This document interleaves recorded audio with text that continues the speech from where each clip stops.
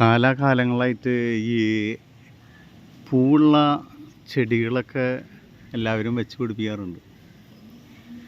എനിക്ക് എപ്പോഴും പൂവില്ലാത്ത ചെടികളോടാണ് കൂടുതലിഷ്ടം. എന്താണ് അതിൻ്റെ കാരണം എന്നറിയില്ല.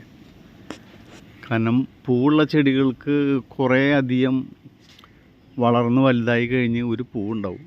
അതിൽ 1-2 ദിവസം അത് പ്രകാശിച്ച് നിൽക്കും.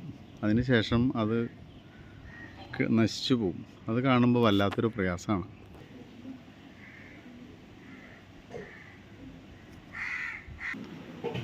ഇലച്ചെടികളാണെങ്കിൽ എപ്പോഴും ഒരു പ്രത്യേകതരം ഭംഗി ഓരോ ഇലയ്ക്കും ചെടികൾക്കും ഉണ്ടാവാറുണ്ടെന്നാണ് എനിക്ക് മനസ്സിലായിട്ടുള്ളത്.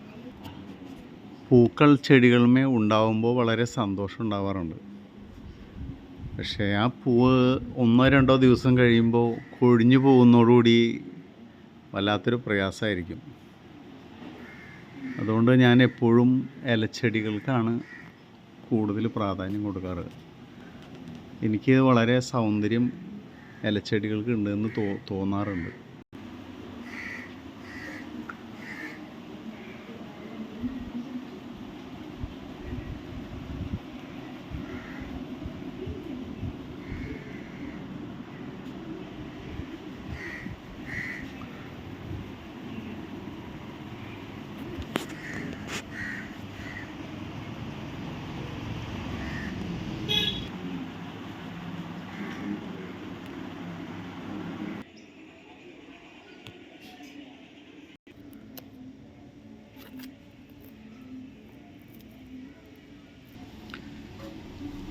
എപ്പോഴും എനിക്ക് പൂക്കളെ ഇഷ്ടമാണെങ്കിലും കൂടുതൽ ഇലച്ചെടികളോട് തന്നെയാണ് കമ്പം.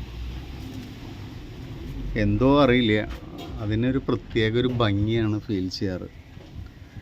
ചെടികളുടെ ഇലകൾക്ക് നമ്മൾ പ്രത്യേക ഒരു ഭംഗിയാണ്.